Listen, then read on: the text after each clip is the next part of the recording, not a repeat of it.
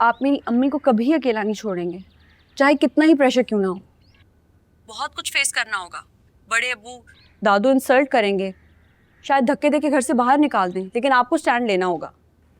मैं तो पहले भी सब कुछ फेस करने के लिए तैयार था। अपनी माँ से पूछो, अब मेरा साथ देगी वो? ऐसा करें, आप इनसे खुद ही पूछ लें। लें। आसिम अंकल है, को भूत नहीं है। और मेरा फोन तो ऐसे फेंक रही हैं आप जैसे मुझे फोन नया दिलवा के देंगे आप। आसिम अंकल, वैसे पूरी दुनिया में आपको इतनी बुज़दिल और इतनी डरपोक लड़की मिली थी। मैंने सुना था मोहब्बत इंसान को बहादुर बना देती है, लेकिन गलत सुना था। बिस्मा, तुम्हारी बेटी इतनी अक्लमंद, इतनी बहादुर, कम से कम इससे कुछ सीख ही लेती तुम।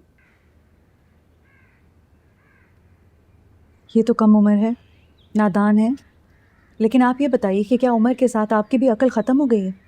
आप जानते तो हैं हमारे घर में अपनी मर्जी के फैसले करने का क्या अंजाम होता है। मैं नशवा को वहां रहने नहीं दूंगा। बिस्मा, वो तुम्हारी बेटी है, वो तुम्हारे साथ रहेगी तुम्हारे घर में, यानी हमारे साथ इधर। इतना आसान नहीं है आसिम। माँ जी ने इसका रिश्ता तय कर दिया है और वो अपने फैसलों से पीछे नहीं हटती, चाहे क़यामत क्यों ना आ जाए।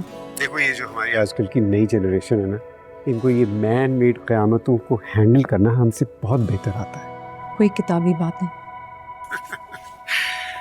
तुम मेरी जिंदगी में नहीं थी ना, तो किताबों से दिल लगा लिया।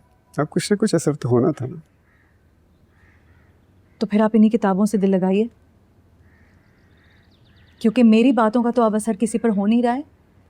मतलब ये कि आप इसको समझाएं, आप उल्टा इसको शय दे रहे हैं, और सारे ज़माने में जो मेरा तमाशा बनेगा वो फिर से वही इमोशनल ब्लैकमेलिंग शुरू हो गई है। मुझे ये समझ में नहीं आता। आसिम अंकल, आप मुझे एक बात बताएं कि जब इंसान के ऊपर कोई मुश्किल वक्त आता है तो तब तो ये ज़माना काम नहीं आता, बातें बनाने के पास इसकी बड़ी फुर्सत आ जाती है। थैंक यू बेटा, थैंक यू वेरी मच। नुशा बेटे, जानती हो,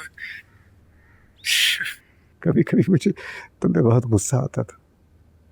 मैं हमेशा कहता था ये क्यों हमारे दरमियान आती है, लेकिन आहिस्ता आहिस्ता मुझे एहसास हुआ जो दरमियान आते हैं एक मजबूत कड़ी होते हैं।